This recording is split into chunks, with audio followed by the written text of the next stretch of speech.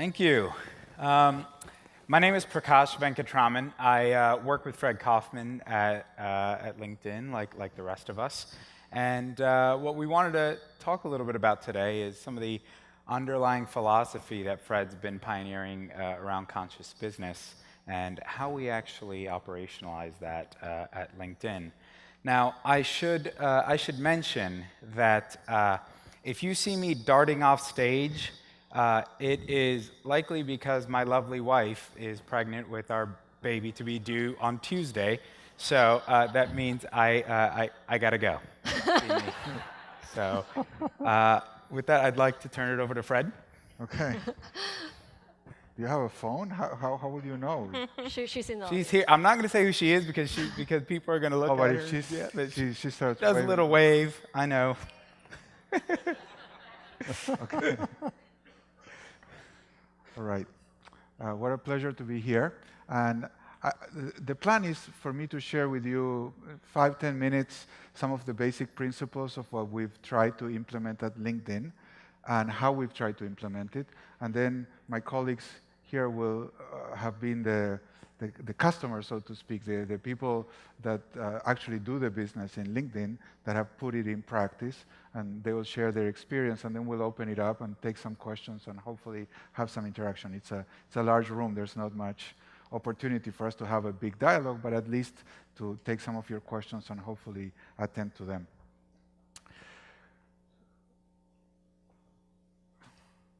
The sad news is that what tastes good is not always good. And what is good doesn't always taste good. So the problem is that eating mindlessly will get you in trouble. We don't eat by taste. If we ate by taste, bad things would happen to us.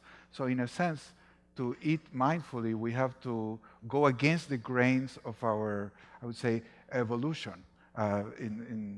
In Darwinian terms, those who chose the right foods 1,000 years ago starved to death when there was a famine. And those that chose the sugar and fat were able to save enough during the times of plenty to withstand the times of famine. So we are the offspring of fat genes. And that's why we are driven to eat sugar and fat.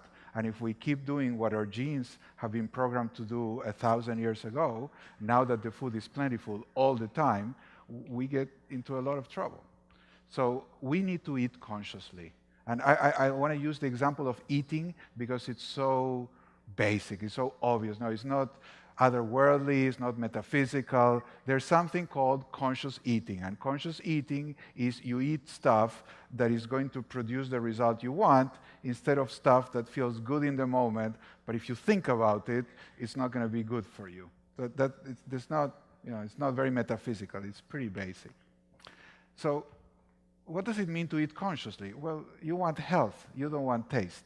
I mean, hopefully we can get both, but our primary objective is not to enjoy the moment, but to enjoy a long, healthy, and constructive life.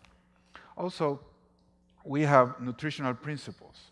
We don't eat just based on what we think, but there's a science. There's a rational set of principles that explain to us why some foods interact with our body in constructive ways and some foods don't do so well with us. And then we have to make choices. We have to use our choice-making power, our will, to decide what we're going to put on the table and what we're going to leave like a nice idea and have it occasionally, but not all the time. So let me just say, that's conscious eating. Now, what is conscious business? So for us, conscious business is simply to say, what we really want is to be happy. And the one way to be happy is to have material success.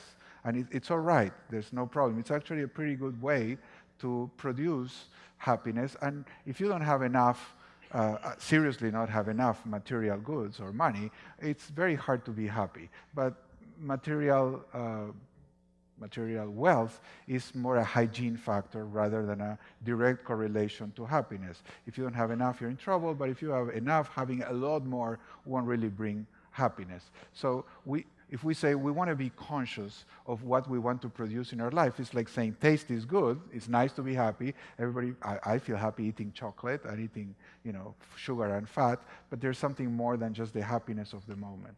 So conscious business, we'll say, has a noble purpose. Conscious business has a purpose of producing happiness in the long term through service. Also, conscious business follows some ethical principles. Just like there are nutritional principles, there are ethical principles about what is a good life, what is a virtuous life. And they are not your opinion or my opinion. There are actually a lot of research, particularly in positive psychology, about what contributes to a human life being happy and what not. And also, conscious business demands some powerful choices, because what feels good is not always good. Like yelling at other people, especially if they disagree with us, feels really good. Telling them they're wrong feels really good. Listening to them, considering what they say, doesn't feel so good, but it is good in the long term. So this is the paradox.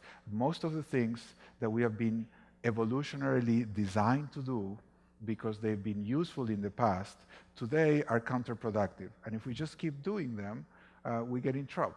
So we have to transform unconditional drive, unconscious drives, which are rooted in us. They come from our history, genetic history as a species, into conscious choices.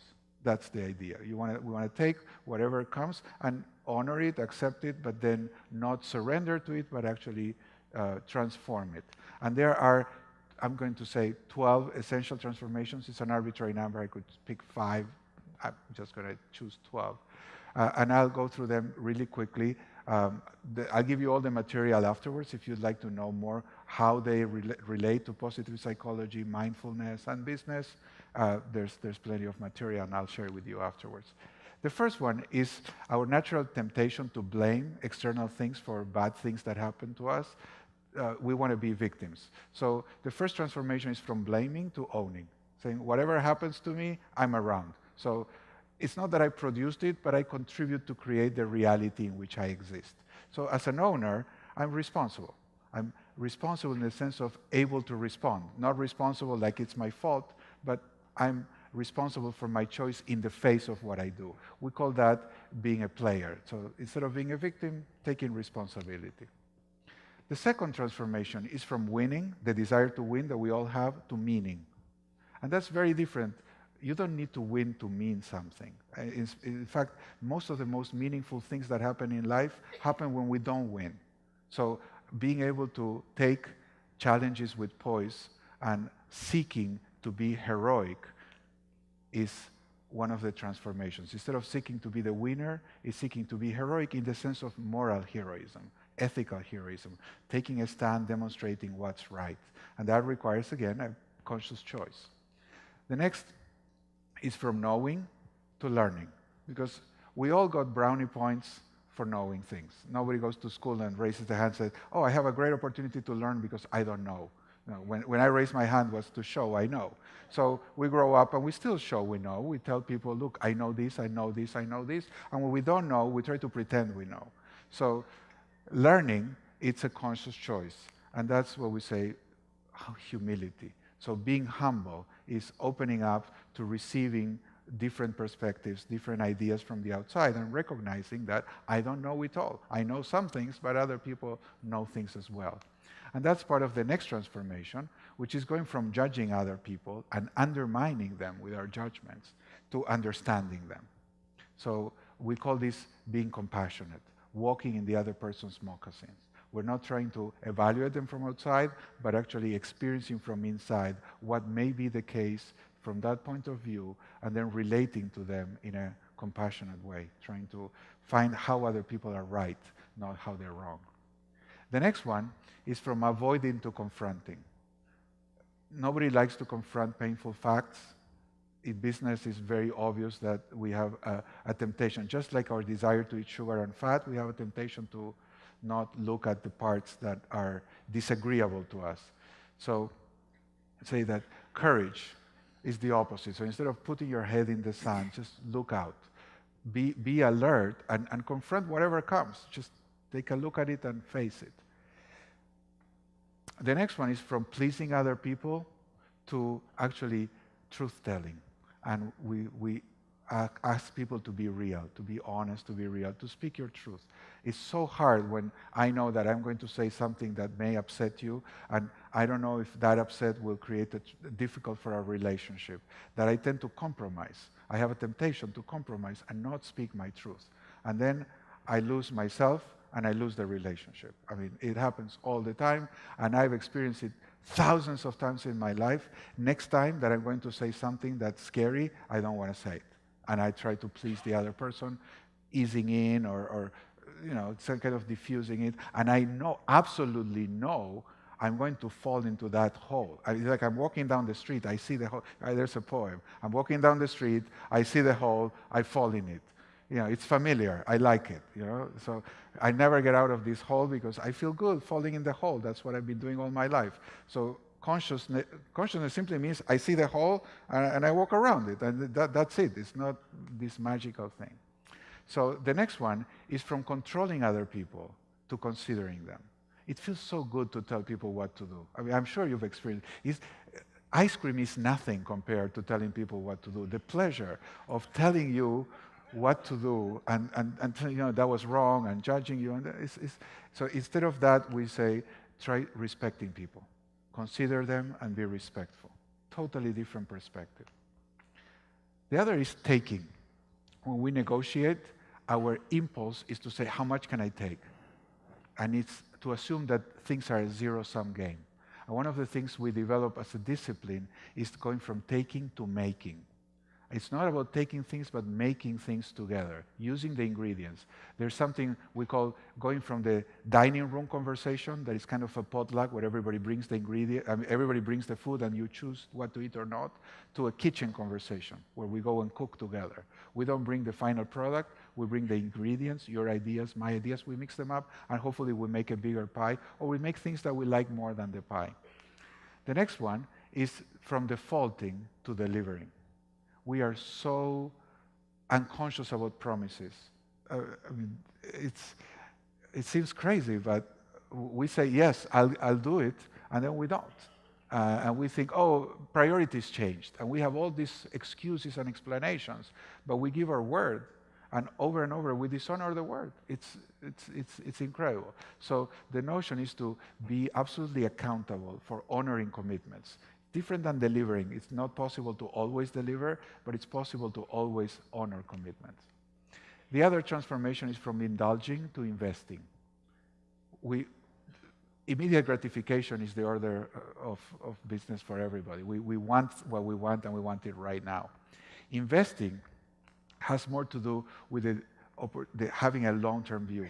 And some of you may have heard the story that Daniel Goleman tells in Emotional Intelligence about the children that eat the marshmallow or not eat the marshmallow, and the ones that can wait to eat the marshmallow have a tremendous difference in their ability to be successful and happy in life. So developing the discipline to have a long-term view and not fall into the temptation at the moment is essential. The other is the natural temptation to comply and not to focus on commitment.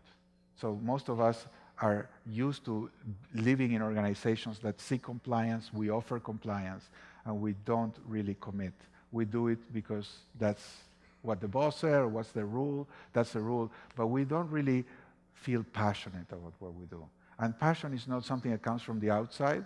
It's like happiness or mindfulness. You don't get it from the outside. It's a state of mind.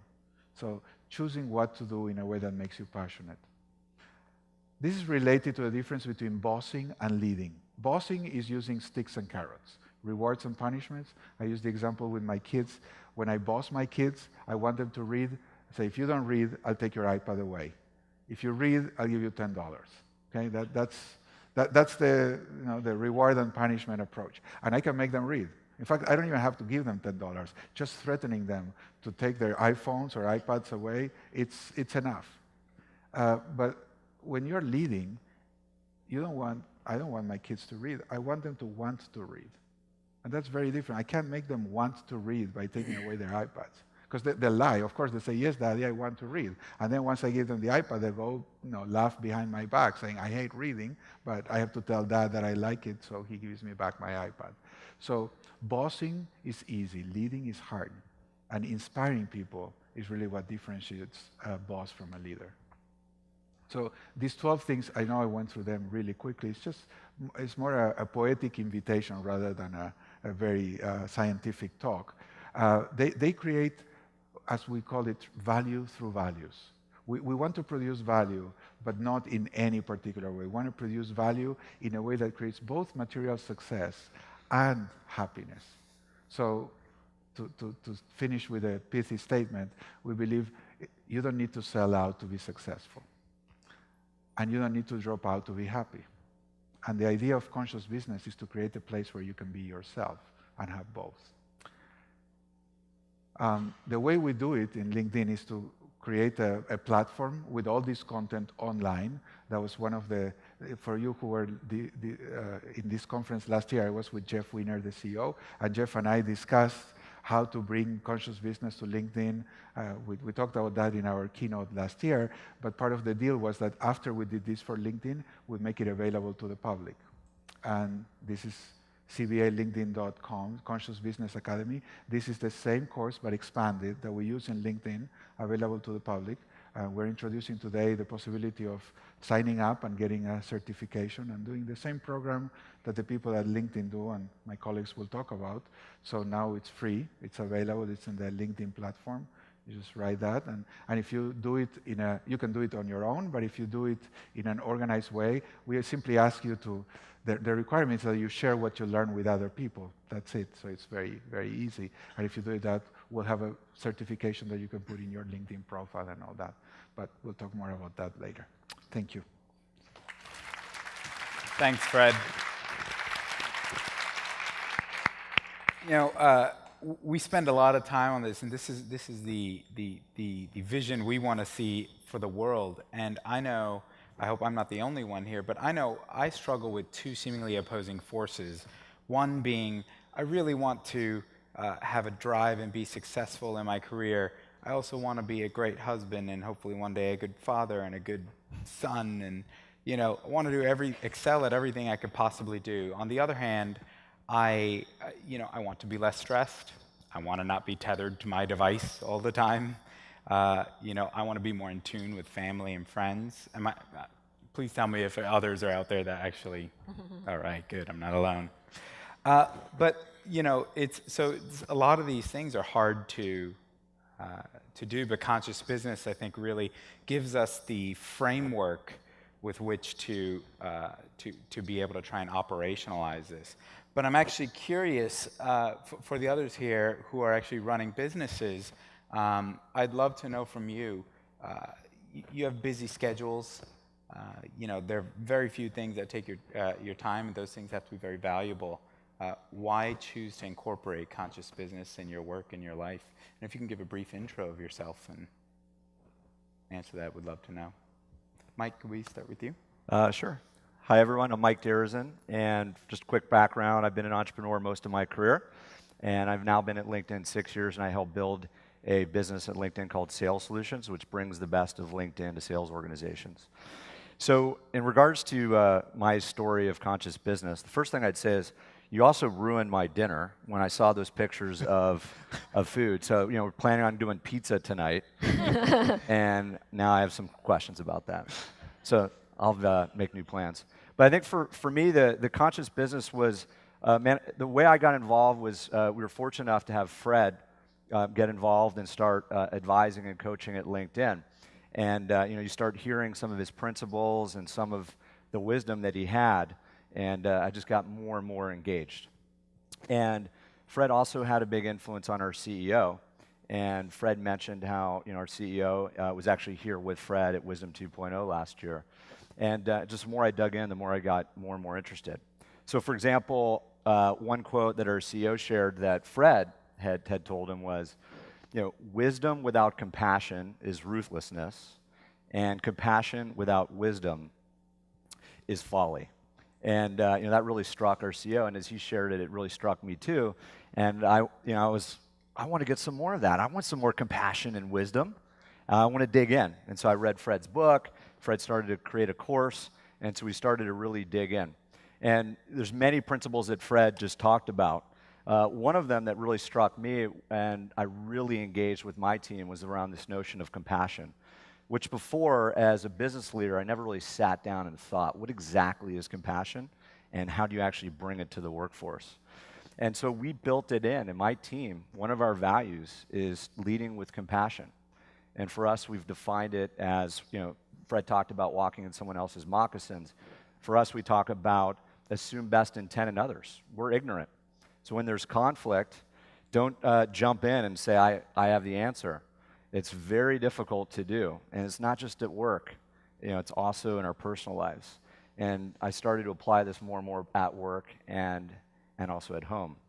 And so, some of the things I've learned, by the way, in doing this is about a quarter of the time when you just approach someone and you ask them, so that didn't make sense to me, what I saw, but I want to understand what happened on your side before you make any judgments. And about a quarter of the time, you hear what the other party says, and you're like, wow, yeah, you're absolutely, I had no idea. Another half of the time, you get new information that makes it more complicated. Where you go, you know what, that's a tough call. Now I understand your perspective. And then we can learn together and bridge a gap. And then a quarter of the time, usually they're off.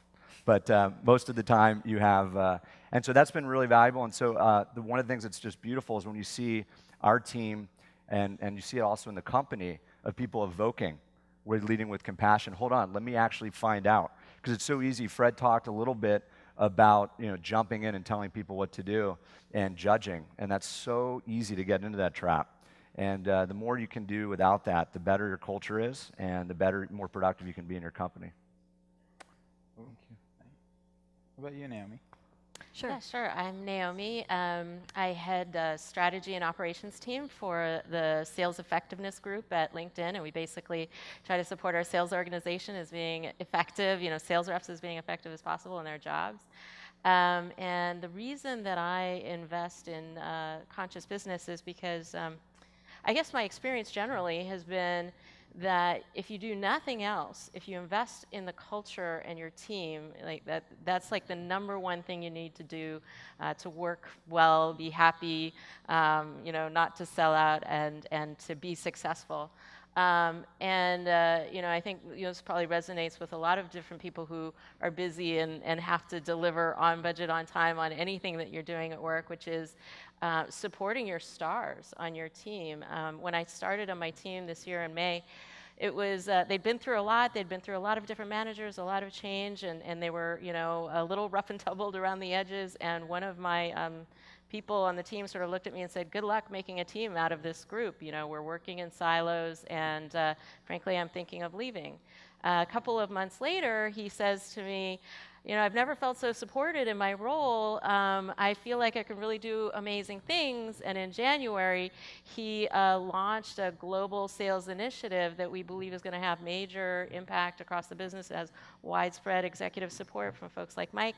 And without investing in him really directly and really thinking about the value of culture and leveraging all of these principles really to make that happen, I think that he would not be on my team, and we would not be where we are right now. So that's like kind of one of the most sort of general things, but specifically, I think our team tends to be out in a world of ambiguity, building and designing and creating new things, and so that means that my team members are coming to work every day having to step out into the unknown. And when you're constantly in that state of like, oh, I've got to build a data pipeline that's never existed before. Oh, I've got to figure out how to coach people effectively with data, and that's never been done before. And every time they come to work, they're doing something new, and that's daunting, And so the desire to want to stick your head in that hole is something real and visceral that we experience every day. And so I work to support them in that with a few different mechanisms, but one, through the language and the frameworks that conscious business provide. And one of the stories, there's a beautiful story that Fred tells in one of the modules about how, like, if you lack context, people's behaviors can look kind of weird and, sort of odd. And you see this person like diving into a lake, and you're like, why would they do that? And then, you sort of pan back and you realize, oh, they're running away from a tiger. That's why they're jumping into that lake. And we talk about that on my team, that if we operate in silos, we can't see why you're jumping into the lake. So we literally work to crush those barriers, bring ourselves close together, and we use a few practices to do that, and the language and frameworks to sort of make it real. And I often say to them, like, if you didn't tell the team that basically there's a tiger on the horizon, how are we supposed to know, and how are we supposed to help you? We demonstrate through our ability to act as a team that we'll drop everything and make sure that somebody is basically saved from that tiger on a real and regular basis, so they can start to build trust that we're there for them, and that they can go out and take the risks that they need to, not get their head stuck in the hole, because it's daunting. It's daunting to be creating, and it takes a lot of confidence, and it takes a lot of courage. So I think that those are some of the ways in which conscious business has a real and direct impact on my team every day. Cool. How about you, Yingzhao? Hi, I'm Yingzhao. I lead a few different teams that specifically work on emerging markets, so the user experience design for LinkedIn.com and mobile applications, but more specifically for China and India. So one of the reasons I invested in conscious business is because we have that intercultural communication piece. I have teams in Bangalore, India, and the distributed teams, managing them and getting it to work is no piece of cake. So how to bridge that, right, in addition to the time and cultural habits, kinds of differences, is one of the reasons why having this kind of languaging and framework is super helpful. So we can talk about communication styles, and we can also talk about sort of the more meta level, like knower versus learner, right? Or the same cube, in space, one person sees it as red, the other person sees it as blue, and both sides may swear it's that color. But having a broader framework often brings a different kind of perspective. So I think the languaging is a huge piece. I've also done some experiential education. So we know in problem solving for teams, having invented a language to describe their problem they're going to solve dramatically increases their chance of solving a problem, right? So that's a huge part. And more so than even the specific languaging that we have from conscious business, I really love this idea of responsibility. I generally do find that LinkedIn is a very healthy place, that there's a great value of taking ownership. And there's a value of people being kind to each other. It's really a no asshole culture, which is really amazing for a company of that size. So more than sort of that being helpful to each other, I want the team to feel like they're already good people and they're working with good people, so they can have more trust in their own responsibility. I like that formation, right? Like in general, I find people really taking ownership for their work and for their own happiness at LinkedIn. So the next step is to trust their own ability to respond at every moment, to trust their own rightness, to trust that they can bring something to a situation even if they initially doesn't necessarily know what that might look like. So that really, for me, is transformational, and for my team. So over time, I just see them becoming much more resourced people. And in a couple of years, some of them, especially those from a different cultural background, has really become dramatically, having a greater range in their ability to interact with one another. And in that sense, they're becoming superstars on my team and overall having greater influence, right? So I see myself, even though I have a product role, I'm also in the transformation business. And through my people, they are helping to transform others. And through our platform, many millions of people. So that's some of the ways. Thank you. It's interesting. One of the things Fred and I speak about a lot is just the idea that in organizations, often the biggest challenges are those of a human nature and not of a technical nature, right?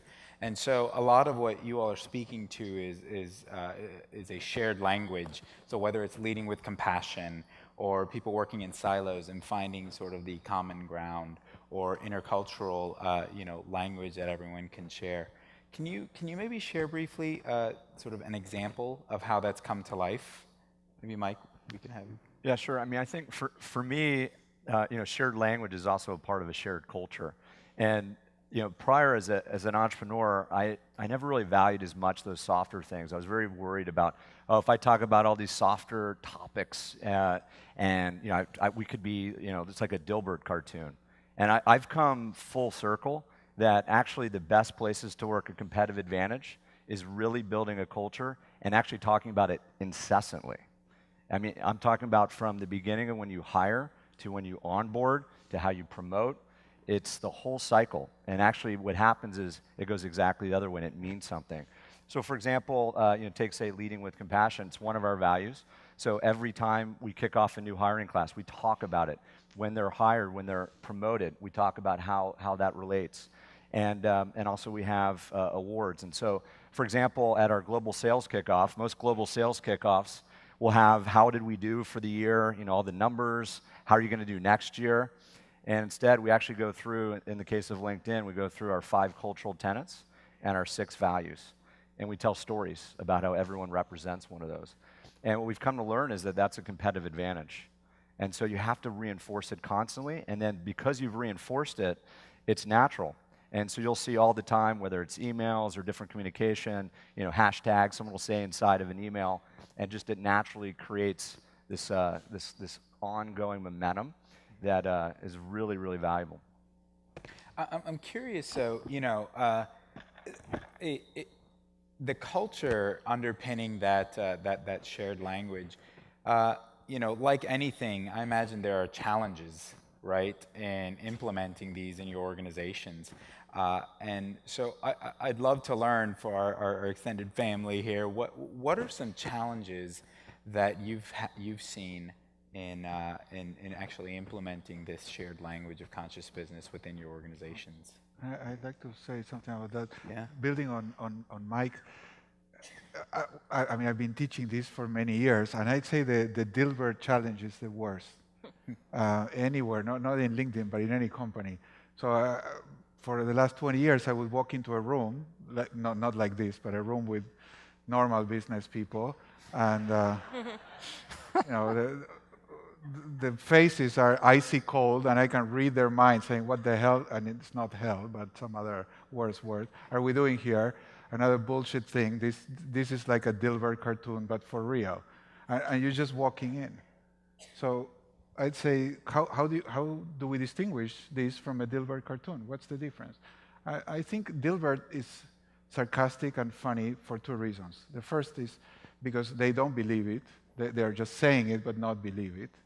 And the second is because they take it as a, holy, and they believe they are holier than thou by adhering to some principles that they don't actually implement, but they tell themselves they implement. That's what makes Dilbert very, very caustic. Well, we are trying to demystify that. This is the way we do business. Say, look, in the short term, it does look very expedient to yell at people and tell them what to do. And it is. It's true. It's expedient. It seems to work. In the long term, it kills your company because nobody wants to work there. Anybody that's smart wouldn't want to take orders without being heard. So whoever stays there is because they are so mediocre they can't leave, or they're not that smart and they're willing to follow a boss that's yelling at them. So I would tell a person, look, you like to yell at people? Only idiots will work for you. I would never work for you. And nobody that thinks would work for you. So being compassionate is not this holier-than-thou Dilbert cartoonish thing. Being compassionate is attracting the kind of talent that wants to be understood and dealt with rationally as a human being. This is not something to make fun. It's just like, look, this is the way to work. It doesn't seem as expedient as yelling at people, but yelling at people will kill you. Every drug is the same. You take the drug, it makes you feel good. Otherwise, it would never get started. When you shop with that credit card, it feels really good. When you have to pay the bill, you're sorry. When you take that cocaine, you feel like Superman. Of course, I wouldn't know that, but some friends of mine have told me that that's the case. But then you crash down and you want another fix. And it's the same with any of these 12 things I mentioned, is the same. So making it very real, very business-like, not like, oh, we're going to go to heaven by doing this, but this is the way we make money. I mean, the people in LinkedIn love working there in great part because of the culture that Mike has created. Mike's brand's a huge part of the business. And there's hundreds and hundreds of people that are there because of him. And you know, I feel incredibly proud to work contributing to the people like. So, you know, the Dilbert challenge is a big one that I think, I mean, the three of you particularly have been able to revert by being real, because you honestly believe it, and second, by making it business relevant, not as a, you know, as a bullshit, cartoonish workshop leader kind of thing. Yeah. Yeah, I would just like to add that I feel like it's really true. You have to invest in it incessantly. I mean, it's surprising how much. And even though it feels like the long play, you know, like it's easier to just yell at people and say, do that thing. I've got this great idea. This is what the, you know, final thing is supposed to look like. When you do that, very, very quickly, I found the team is like over here and I'm out by myself. And when I actually stop and invest and make sure that, you know, we literally in my team, we spend a 15-minute scrum, like everybody in the team gets together, 15 people. We all talk for a minute. We share our big rocks, our roadblocks, you know, our wins. So we're you know, like we're sticking close together. We're staying connected. We're trying to make sure that we understand and can collaborate, you know, engage with each other, help each other out as we need to. But I agree, it's like a daily practice. You have to make sure that you're investing constantly. And even though I guess my experience at this point is that at any moment that I leave it behind, I actually feel the lag really quickly in the output of the team and what they're able to do. Yeah, I'll add to that as well. I love that realness. I also teach my team that these kinds of skills really help their career trajectory, right? Like so much of our professional capability is beyond our core skill set, right? Ultimately, we create our destiny, mostly with the ability to communicate and to be of influence. So luckily, I also find there's so much synergy between conscious business and design thinking. You know, I lead a team of designers, so I teach them all to be facilitators. And if designers don't have the skills to facilitate, then they're missing so much of their ability for creative problem solving, right? And it's not only coming from them, it's really coming from the people that they work with.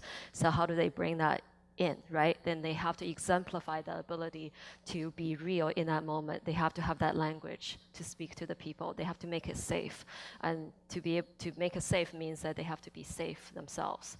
And if they can name what's happening, they're creating that safety for themselves, for other people, and situations really shift. So I do think there's a lot of risk, of course, in this kind of work, because there is a lot of default, especially culturally. Like, you know, I'm an introvert as well. Like, I know it's not necessarily easy for me to like lean in and start to offer something. And I can see my team from India, for example, and some of them from China would tend to be passive. I mean, it is so easy for them to stay that way for years in LinkedIn, even though it's a very encouraging place. So how do I get them to change that a little bit and for them to get some real-time data, and then that can shift within themselves. But I am seeing that even though there's a lot of risk in this kind of work, people get these like aha moments in those meetings, in those small group conversations, in the hallway interactions, in the difficult conversations as well. So then over time, this really build up, right? Like day after day after day, and then somehow people are transformed. Momentum. I know we don't have much time left, but we'd love to take any questions or comments that anyone has. Please. The mic, maybe you could speak loud. The mic, or if you ask the question, we'll repeat it. Yes, we'll repeat it. No, Yes. no, just say it, we'll Say the repeat it. question, we'll repeat it.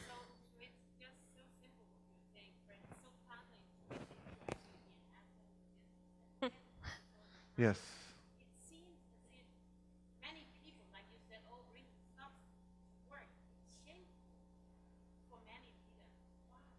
Yes.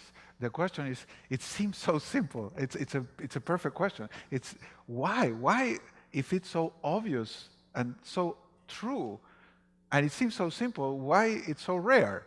Like common sense is not very common.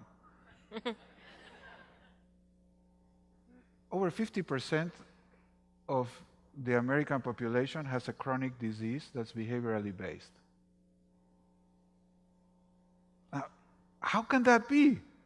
I'm talking about diseases that cost billions and billions of dollars, kill hundreds of thousands of people every year, and they know many years in advance that they're asking for it.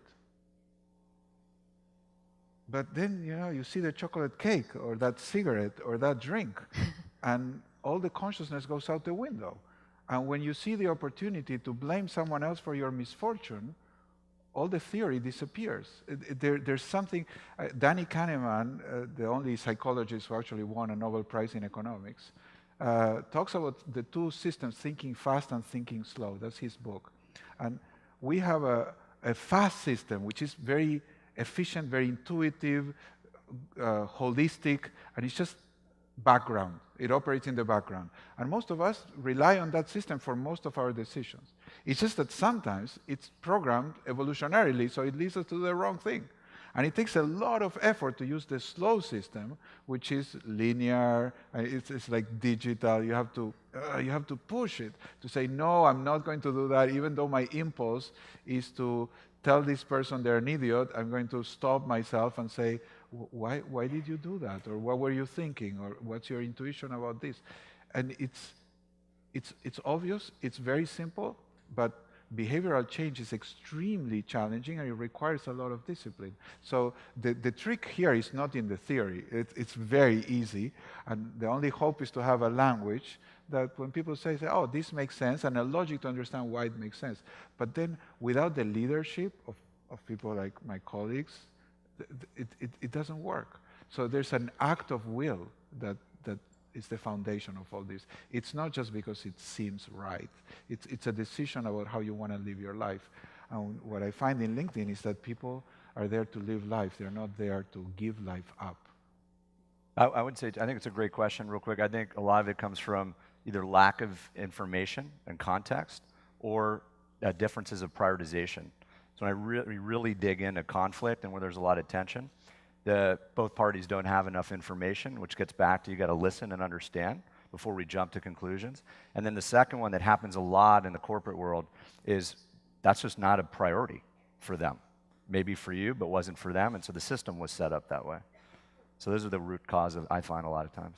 Take one, Matt. What are you doing or learning, or what is the importance to have family members and other extended people from your team learn these skill sets or have a similar language so people don't go home and run into such a different kind of an environment? Yeah. I mean, personally, I'll speak from my own personal experience. I actually find it pretty important because if you think about it, we're not talking about work-life balance in a way. We're talking about integration, right, or harmony. And when we're talking about speaking a certain language, I think that language is not just isolated to work, right? So the ability for me to go home and be able to use some of that same language is important because otherwise I'm being a whole other person outside of that. And who wants to do that, right? Be someone else here and someone else there, right? We want to bring our whole self from home to work. So to me, I think it's pretty critical. Yeah, I would echo that in a way, like like you were mentioning, this stuff is so simple and it's really kind of quite natural, and it's really more who we are as people. So it actually really connects the language I use at work to the language I use at home, and it helps me to feel more like a whole person, in that transition. So I would actually say that in large part as well, it's really helped me to see myself as a person who, this is another concept in the conscious businesses, like my job is not my job, It's not a job. It's a place where I go do really cool things with a lot of great people that I love to be around on any given day, and I'm able to take that same perspective home with me. think we are at time, so thank you very much for joining us. Thank the panelists. Thank you.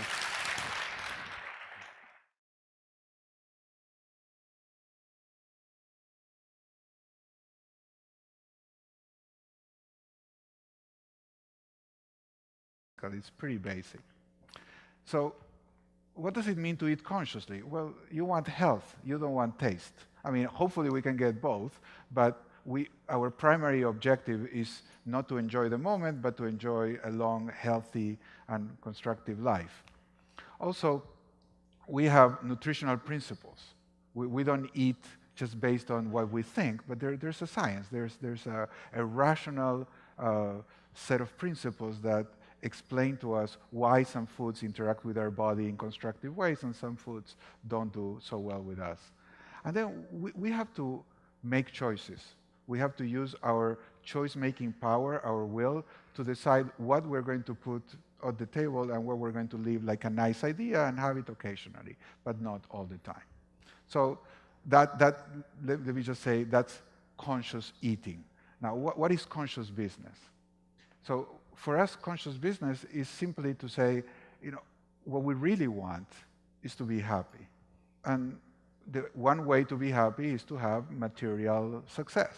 And it's all right, there's no problem. It's actually a pretty good way to produce happiness. And if you don't have enough, seriously not have enough material goods or money, it's very hard to be happy. But material wealth is more a hygiene factor rather than a direct correlation to happiness. If you don't have enough, you're in trouble, but if you have enough, having a lot more won't really bring happiness. So if we say we want to be conscious of what we want to produce in our life, it's like saying too much opportunity for us to have a big dialogue, but at least to take some of your questions and hopefully attend to them.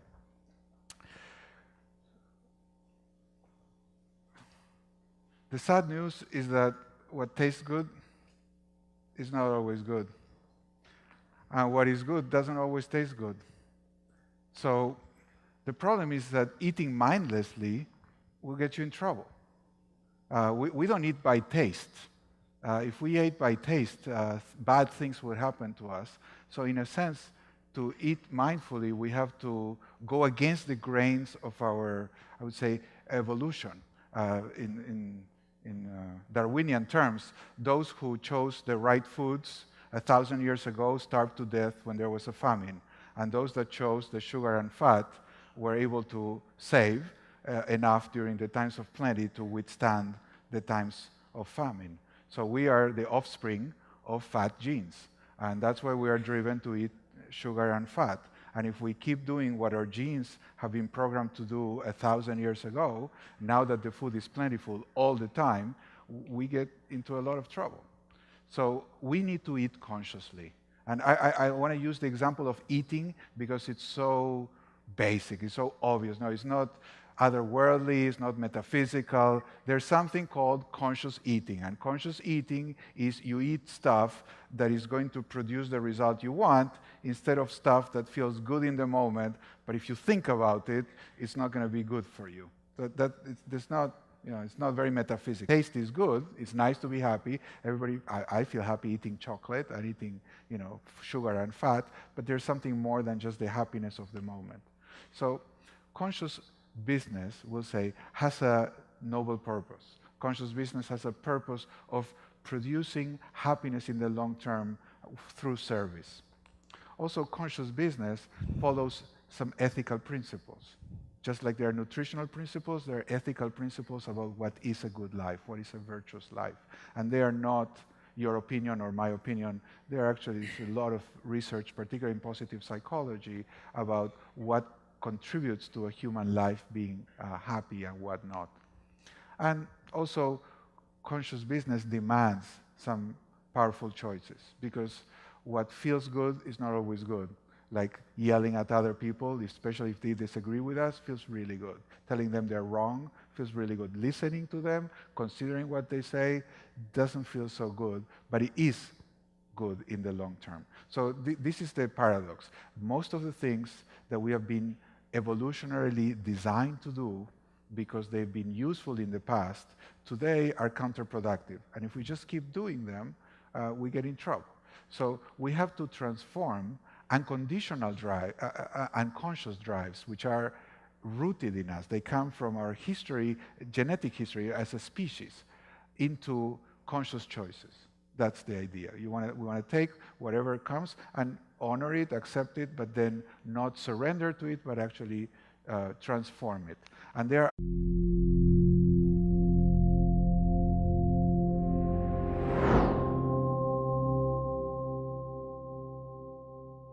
Thank you. My name is Prakash Venkataraman. I work with Fred Kofman at LinkedIn, like the rest of us. And what we wanted to talk a little bit about today is some of the underlying philosophy that Fred's been pioneering around conscious business and how we actually operationalize that at LinkedIn. Now, I should mention that if you see me darting off stage, it is likely because my lovely wife is pregnant with our baby to be due on Tuesday, so that means I gotta go. So with that, I'd like to turn it over to Fred. Okay. Do you have a phone? How will you know? She's in the She's here. I'm not going to say who she is because people are going to look at but her. if she starts does a waving. little wave. I know. Okay. All right. What a pleasure to be here. And the plan is for me to share with you 5-10 minutes some of the basic principles of what we've tried to implement at LinkedIn and how we've tried to implement it. And then my colleagues here will have been the customers, so to speak, the people that actually do the business in LinkedIn that have put it in practice, and they will share their experience, and then we'll open it up and take some questions and hopefully have some interaction. It's a large room. There's not I'm going to say 12 essential transformations. It's an arbitrary number. I could pick 5. I'm just going to choose 12. And I'll go through them really quickly. I'll give you all the material afterwards if you'd like to know more how they relate to positive psychology, mindfulness, and business. There's plenty of material, and I'll share it with you afterwards. The first one is our natural temptation to blame external things for bad things that happen to us. We want to be victims. So the first transformation is from blaming to owning, saying whatever happens to me, I'm around. So it's not that I produced it, but I contribute to create the reality in which I exist. So as an owner, I'm responsible. I'm responsible in the sense of able to respond. Not responsible like it's my fault, but I'm responsible for my choice in the face of what I do. We call that being a player. So instead of being a victim, taking responsibility. The second transformation is from winning, the desire to win that we all have, to meaning. And that's very different. You don't need to win to mean something. In fact, most of the most meaningful things that happen in life happen when we don't win.